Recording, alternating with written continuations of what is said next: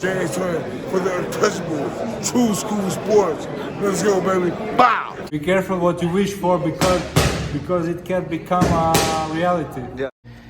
The untouchable True School Sports Empire proudly presents something the boxing games are missing. Hey, what's going on? It's your boy BT, and I came here to talk some boxing with the thousands of True School Sports subscribers. All right, so I'm getting my day started in the you guys know the drill, the undisclosed wilderness, but while we're here, wanted to get my thoughts on last night's featherweight fight on the top-ranked card last night between the the contender, Salinas, California's very own Ruben Villa, as he took on Uganda's very own Suliaman Segawa. Now, a lot of people weren't really familiar with Suliaman Segawa, but if you've really been up on your boxing over the years, if you've really paid attention to the around these weight classes over the years, you would know that name because he's fought some notable names. He's fought. The way I knew who he was many years ago, like 4 years ago, he fought Jermaine Ortiz on the undercard of Mike Tyson versus Roy Jones. Then he fought, he's also fought, and he has a victory over Elijah Pierce. He also has a knockout victory over Misael Lopez, who, if you watch, Lopez is a fighter that's on Showbox a lot, good fighter. So he's been tested. He's been in there with some good names, but obviously with the pedigree that Ruben Villa has and the expectation that he has as one of the top contenders in the featherweight division, it was fully expected that he would go in there and he would do the business, win the fight. And then that's not what happened.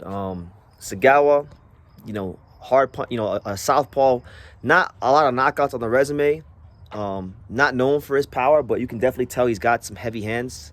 Good, not like one punch power, but he's got respectable thumb in those hands, even though the knockout ratio isn't that high.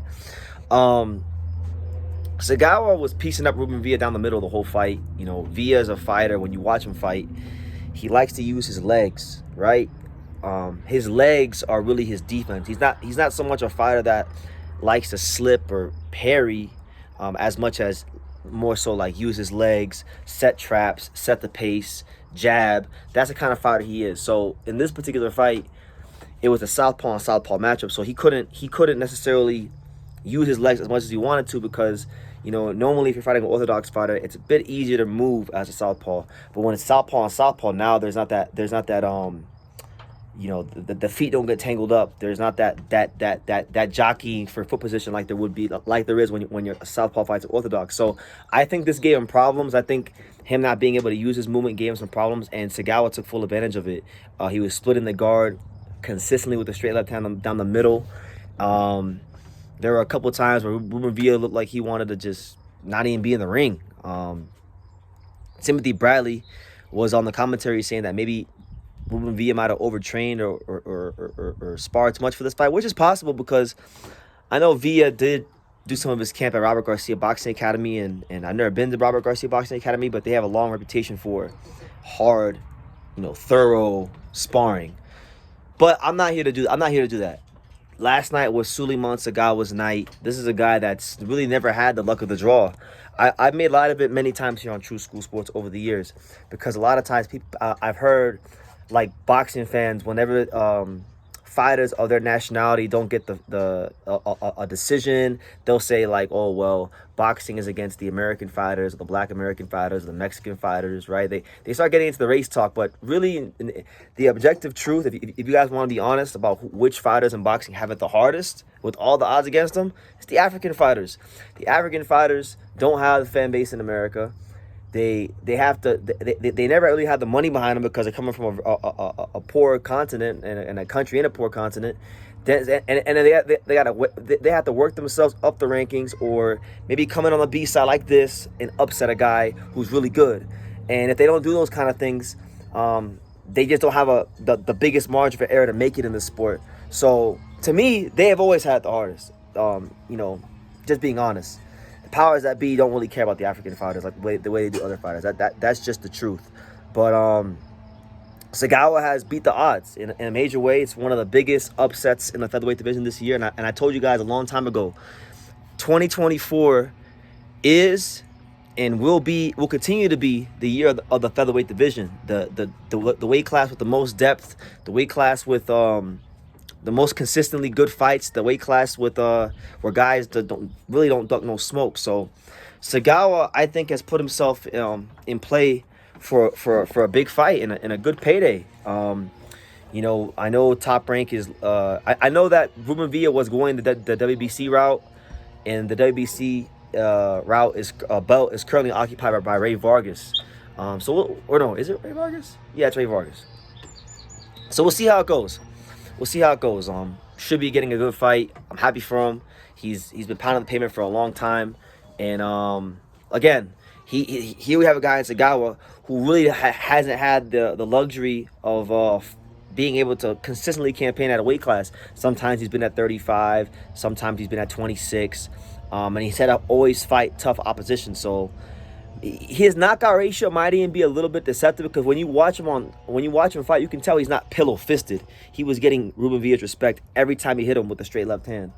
But because he's been fighting so many tough guys, like the Elijah Pierce, like the Misael Lopez, and Jermaine Ortiz, and a whole host of other guys, those guys are not easy to knock out, you know. So he doesn't get the chance to probably to develop his skills to become a knockout puncher. But maybe he could have under different circumstances. But look, good for him. He gets the win. As far as Villa, speaking about him, you know, first loss of his pro career. This is where we're gonna. This is where we. Or no, second loss, I should say, because he lost to Navarrete. So second loss of his pro career. First one since that fight. Now we're gonna see, like, really and truthfully, who is Ruben Villa in the sport of boxing, because he had an off night. Wasn't the Ruben Villa that people are accustomed to seeing. And his stock takes a major hit, because this is a fight that he was expected to win. It was supposed to be a routine fight for him. And now he's going to have to rebuild himself, and that rebuild is going to come at a cost. I mean, I don't know what his contract is like at Top Rank, but I could foresee Ruben Villa being put in there with, like, let's just say, Shushu Carrington. You know, I know Shushu Carrington's going more of that WBA route, but if they can't get a title shot at Nick Ball in the next 2 fights, I could see Top Rank throwing Ruben Villa in there with a Bruce Carrington, and he's going to have to win that fight. And if not Ruben Villa, maybe like a Robesi, maybe like an Espinoza. I mean, he's gonna. I think he'll still become an opponent for a big fight, but he's gonna have to really. His back is really against the wall now, because you gotta remember, Ruben Villa is he's not a big name. He's not much of a talker. He's a very, very, very good technical fighter, but he just doesn't have that like he's not the guy that's gonna be over marketed to you. He's a really good fighter, and he's gonna have to be in those mandatory positions to get title shots. And he's better than that. You know, he has wins against Bernardo Lopez, who's fighting Angelo Leo on August 10th. He's the current IBF champion. He's got a good resume, and he's better than he showed last night. But very, very, very tough night of office for him. But again, congrats to Segawa.